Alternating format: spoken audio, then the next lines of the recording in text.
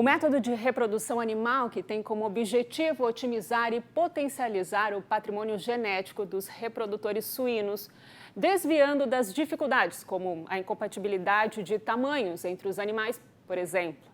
Vamos entender um pouco mais desse assunto? Conversando com a Mariana Marques, que é médica veterinária e pesquisadora da Embrapa Suínos e Aves, que já está aqui com a gente. Mariana, seja bem-vinda ao Ligados e Integrados. Bom dia a todos. Agradecer o convite de vocês e do Conselho para conversar um pouquinho sobre as nossas linhas de pesquisa e da parte de inseminação artificial em suínos. Perfeito. Mariana, eu queria que você começasse explicando para a gente, então, como funciona a reprodução na suinocultura. Qual a técnica que é mais usada, a inseminação artificial ou a fecundação in vitro? E também queria que você me contasse um pouco sobre a evolução das técnicas na suinocultura. A técnica mais usada na suinocultura é a inseminação artificial. A gente fez um estudo em 2019 que por volta de 94% das fêmeas tecnificadas, em granjas tecnificadas, né, usam essa técnica da inseminação. Então, tudo começa com a seleção dos reprodutores, tanto o macho quanto as fêmeas, né? A gente tem que lembrar que esses animais que vão ser os reprodutores, eles têm que ter todo um cuidado especial, né? Então, desde lá, da gente selecionar a fêmea que vai ser a futura matriz. Então, essa leitoa, ela tem que, após seleção pelos méritos genéticos dela, né? Ela tem que ter todo um cuidado com ela, uma alimentação especial para que ela possa se desenvolver adequadamente, né? Depois ela tem que ter toda a parte sanitária, a parte de bem-estar, de manejo reprodutivo, para que ela consiga, então, entrar, né, começar a vida reprodutiva, ter os primeiros cios, para que possa ser ou inseminada ou por monta natural, né? Aqui, no caso, nós estamos falando da inseminação artificial, para que ela entre, então, no plantel como uma matriz. Então, a gente tem esse cuidado inicial que a gente tem com a fêmea, vai representar uma longevidade dessa fêmea no rebanho e também uma maior produtividade dela. Então, se a gente tomar esse cuidado, ela vai produzir mais ao longo de toda a vida. E o macho é a mesma coisa, né? A gente tem que selecionar uns melhores machos, fazer um exame, o ideal é que se faça um exame andrológico quando ele atingir idade reprodutiva. Então, esse exame, a gente examina o animal por completo, todos os sistemas, e, inclusive, o ideal é que se colha sêmen desse macho e se faça uma avaliação da qualidade seminal para, então, colocar ele em reprodução. Das técnicas, a fecundação in vitro atualmente só é utilizada em pesquisa. A mais utilizada mesmo é a inseminação artificial. Ah, tá certo. Então, a inseminação artificial, vamos falar de valores, então, para o produtor. É alto esse valor? Na verdade, o valor vai depender um pouquinho do tipo de protocolos que o produtor vai utilizar, né?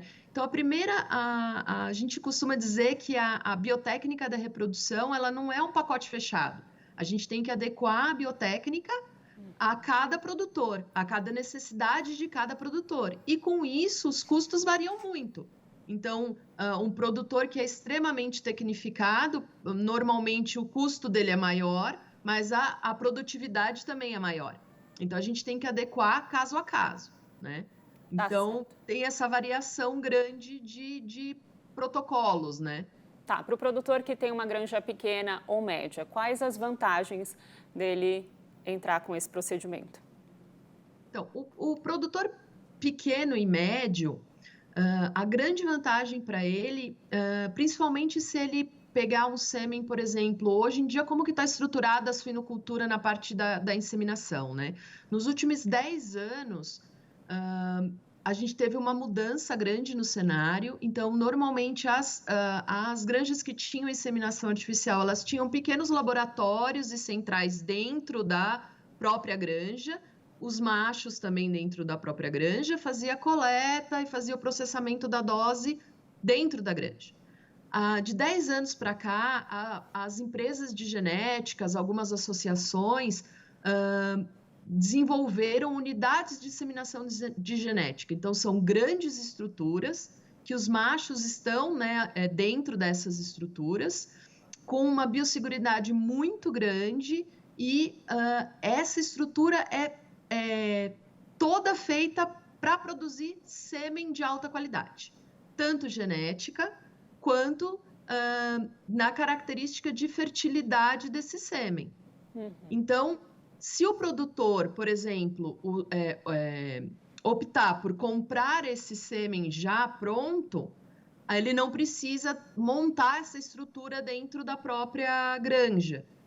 Então, tem essas questões que a gente tem que ver de caso a caso, né? Então, por exemplo, para montar uma estrutura dentro da própria granja, o produtor estima-se que ele teria que ter no mínimo 200 a 300 fêmeas para que esse custo se pagasse ao longo do tempo.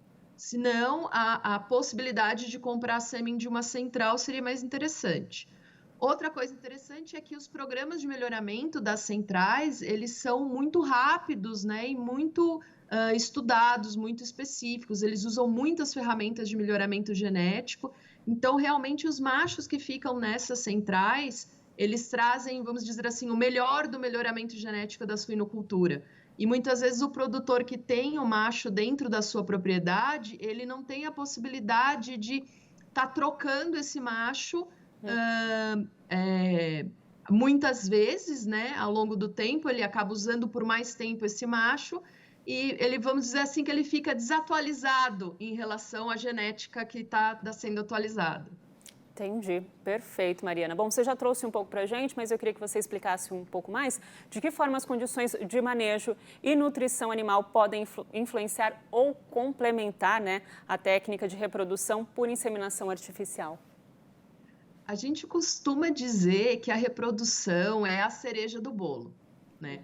Então, assim, se o animal ele não está bem nutrido, ele não está doente, ele está numa condição de que ele esteja estressado, então ele está numa condição que não há o bem-estar, ele não vai entrar em reprodução, ou se ele entrar em reprodução, ele vai ter baixos resultados, ele vai ter um baixo desempenho.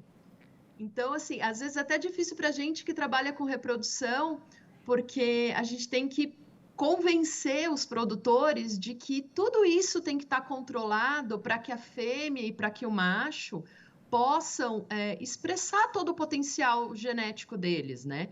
Então, a gente tem que tomar todo esse cuidado. A fêmea tem que ter um score corporal bom, o plantel tem que estar com todas as vacinas para que não ocorram, né? Para minimizar, na verdade, né? A ocorrência de doenças, toda a parte de ventilação, de ambiência, de bem-estar, tudo isso, estando adequado, a gente vai conseguir ter a reprodução da melhor forma possível. Tá certo. Mariana, só retomando aqui, a fecundação in vitro você disse que ainda é pesquisa, certo? Isso. Então, isso. Ainda... A gente usa, ao contrário dos bovinos, né, que nos bovinos a gente já tem a fecundação in vitro comercial, Sim. no suíno, por conta da fisiologia mesmo da espécie, né, a gente tem uma maior dificuldade de produzir embriões viáveis como a gente faz na bovinocultura. Hoje em dia, os nossos estudos, a gente tem focado para desenvolver protocolos de seleção de melhores machos, então machos que tenham uma maior fertilidade. Então, a gente fazer isso com o auxílio da fecundação in vitro. Legal. E também para outros procedimentos, como animais editados geneticamente, né? Outros protocolos mais específicos para pesquisa. Tá certo. Muito obrigada pela sua participação e por tirar as nossas dúvidas, viu, Mariana?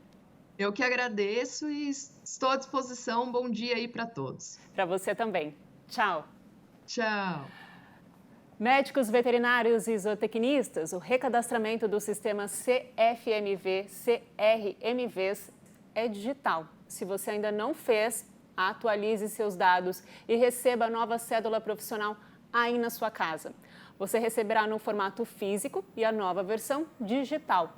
Por 2 anos, os profissionais que fizerem o recadastramento digital de forma voluntária receberão a nova cédula de identidade profissional gratuitamente. Acesse esse QR Code que está aparecendo aí na sua tela e tenha mais informações.